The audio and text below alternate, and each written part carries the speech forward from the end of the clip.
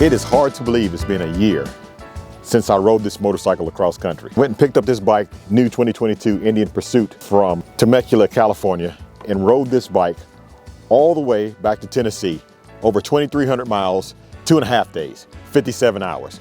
And that video, you can still check that video out. Pretty good video on this bike right here. Now, this bike is the first bike that I went across country on.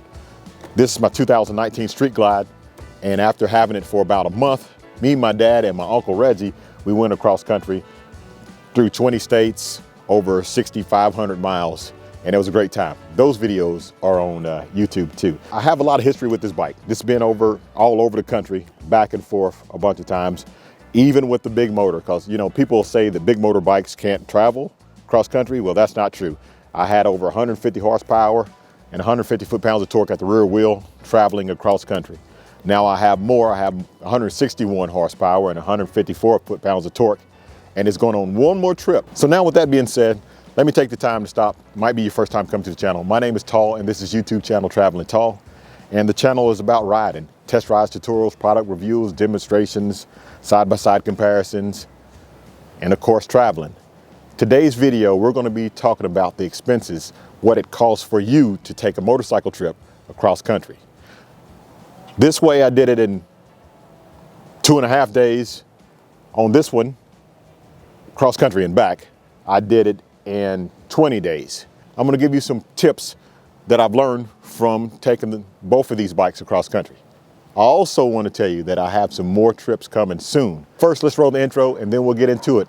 We'll talk about what it costs to go across country on a motorcycle. Traveling Tall is brought to you by Custom Dynamics, Zippers Performance, Khrome Works, Red Line Oil, Volunteer Audio, and let's roll.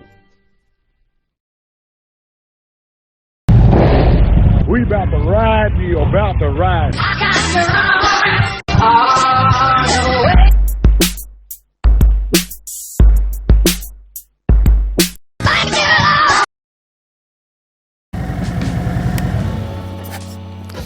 This is my 2023 Road Glide. And this is one of the next bikes that I'll be taking across country this year. Let's get into today's video. We're going to be talking about what it costs me to travel cross country on a motorcycle. Okay, so you came here looking for information. So let's get started. The Indian Pursuit was the last motorcycle that I rode across country. And we'll start with that one first because the Street Glide is going to take a little bit longer to tell that story because it was 20 days out. So let me share with you the Indian Pursuit. Again, I flew to Temecula, California for an Indian press release, and they allowed me to ride the bike back from Temecula, California to Tennessee. It took 2.5 days to do that because I needed to get my Street Glide back to Zippers Performance for another motor build that we were doing an upgrade on the motor on Sunday, and I left California on Thursday. That was over 2,200 miles from Temecula to Knoxville, Tennessee.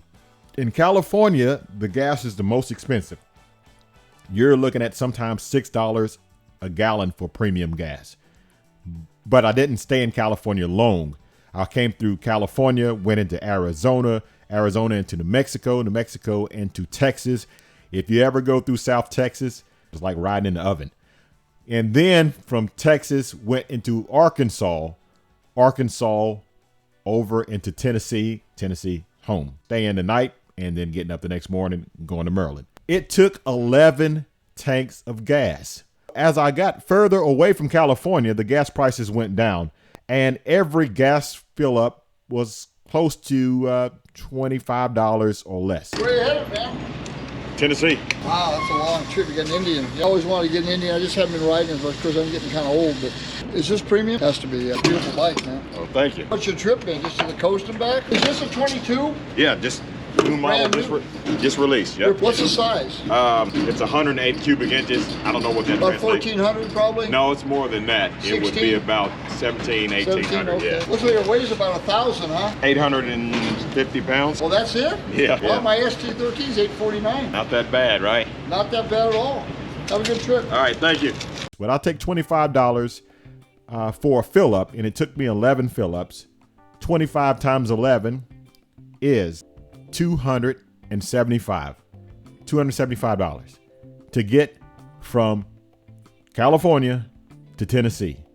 That's not bad at all. And guys, I was not being easy on this motorcycle. I was riding this thing. I was in sport mode all the time. I never changed it to any other mode. So it didn't do too bad on the gas, but just another thing, you have to watch the video, the floating gas hand. Now that was nerve-wracking. So the fuel cost one way across country was $275. I stayed 2 nights in a hotel. And the hotel I stayed in the first night, I believe, was the Hilton Garden Inn, or it could have been the Hampton. I'm not sure. You have to watch the video and see. And I booked the room on Priceline. In taxes and everything, it came out to be around $150 for that. And then that first night I stayed in Pecos, Texas. Woke up the next morning to see how far I went, and I was 949 miles away. And it wasn't 24 hours yet. So I was 51 miles from completing my iron butt. So I jumped on the Indian before I had like an hour and a half left. So I jumped on the Indian and completed my iron butt. 1,000 miles in 24 hours. I could have did 1,000 miles in about 16. Well, no, not 16. Probably about 17, 18 hours. I don't even remember what time I checked that last night. But I got it finished. I did it this morning. And I did it on this motorcycle right here. This is when things got really tough. It got hot. Took the jacket off. Had to get some sunscreen because the sun was beating down on me, and kept stopping to hydrate. Jumped back on the bike and ended up in Arkadelphia, Arkansas. Stayed the night there at the Hilton or the Hampton. I can't remember. It's in the video. And that ended up being around $150. We got 2 hotel nights for $150 a piece. That's $300. And we have $275 for fuel. I ate at Arby's one time, In-N-Out Burger one time, Pilot, Flying J, Love's Truck Stop, stuff like that. Nothing really expensive with food. I've spent way more money on water and chips and a candy bar to kind of refresh myself. And the whole total for that was $654.07. And that's what it costs for me to go across country on a motorcycle. Okay, so now I know you don't want to do it that way. You don't want to go 2.5 days across country, not seeing anything, just blazing a trail. Most of us want to enjoy it. So let's talk about that on my 20-day trip that I took with my dad and my uncle. Now, my dad at the time was 75 years old, and it's been his lifelong dream to go to California. At age 75, he gets on his Harley-Davidson Ultra. I got on my Street Glide, which was about a couple months old. And my uncle gets on his 1500 Vulcan, and we set off across country. First stop was the KOA right outside of St. Louis on Route 66. We went to Salina, Kansas, KOA. We went to Estes Park, KOA. We went to Strauss, KOA. We went to Rock River, KOA. We stayed in KOAs in San Francisco. We stayed in KOAs all over the country. The KOA cabins are perfect for motorcycles. You can look out the window because your bike is literally right outside the door. Most of them ended up being around $75. But the only downside to a cabin is that the cabins do not have restrooms. They're basically a log cabin that has a full-size bed and 2 bunk beds. Splitting everything 3 ways, sometimes we were only paying $25 a night. But there's some things that you don't get in a cabin that you would get in a hotel room, such as a sink, a toilet, and a shower, and bed linen. You get none of that. No, you have a full-size bed and 2 bunks. Now, 99% of the KOAs that we came across had really clean bathrooms, which had a bathhouse that had several exterior doors that you walk in. You have your own sink, toilet, and shower, and a nice heated and cooled bathhouse. You also had places to wash your clothes. Being on the road 20 days, we had to wash our clothes. The KOA cabins is how you can save some money. If you want to mix it up like we did, because sometimes you want the luxury and comfort of a hotel, the best thing that I found was Priceline. Most hotels are being very competitive on their own websites online. If you join the Marriott, the Hilton, or the Best Western, or the True Hotels, or the Hyatt, or whatever, and you get a rewards program, then you can save big money by doing that. Here's the tip. I found out that if I use Priceline.com, sometimes they will still let me add that hotel night stay to get reward points for that hotel chain. So you might want to look into that. And anytime you're getting reward points for another night and saving money on the front end, then that is a win-win.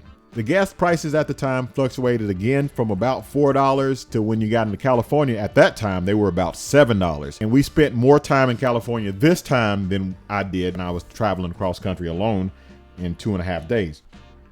We went 6,500 miles. We used 171 gallons in gas.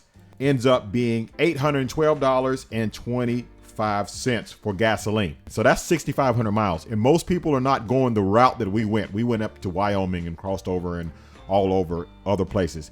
So if you only wanted to go straight to the West Coast, it would probably be a lot less in gas. Now, food.